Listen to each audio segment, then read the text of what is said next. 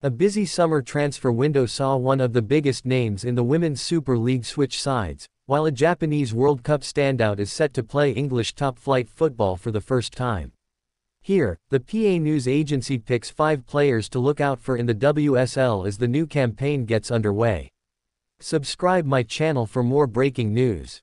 Alessia Russo, Arsenal. Arsenal tried and failed, with a rumored world record bid, to reach an agreement with Manchester United to sign England forward Russo during the January transfer window, but the Gunners finally landed their coveted target on a free transfer in July.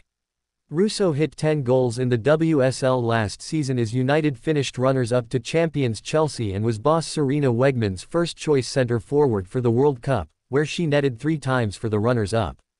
With Beth Mead and Viviane Miedema also set for imminent returns from their respective anterior cruciate ligament (ACL) injuries, head coach Jonas Eidevall will boast an intimidating wealth of options in attack. Hinata Miyazawa, Manchester United.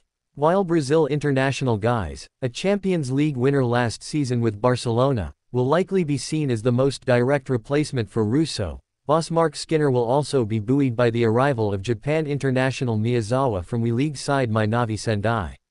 Versatile Miyazawa's 5 goals in 4 games at the World Cup were good enough to secure her the tournament's Golden Boot, and her breakthrough performance also landed the 23-year-old nominations for both the Ballon d'Or and FIFA Best Women's Player of 2023. With United playing more matches this season after securing a Champions League berth for the first time, Miyazawa adds pivotal depth to Skinner's squad. Mary Fowler, Manchester City. While Fowler is not a new face at Manchester City, where she signed a 4-year deal last June, the forward may find herself under a much brighter spotlight this season after helping Australia reach a first-ever semi-final in a Women's World Cup. Fowler was instrumental in ensuring the Matildas secured safe passage out of the group stage even without prolific striker and skipper Sam Kerr, who returned for the knockouts following a calf injury. The 20-year-old netted in Australia's 4-0 group stage victory over Canada, teed up Caitlin Ford with a brilliant through ball in her side's last 16 victory over Denmark and scored a perfect penalty against France in a nervy quarter-final shootout, the longest in Women's World Cup history, to solidify her status as one to watch.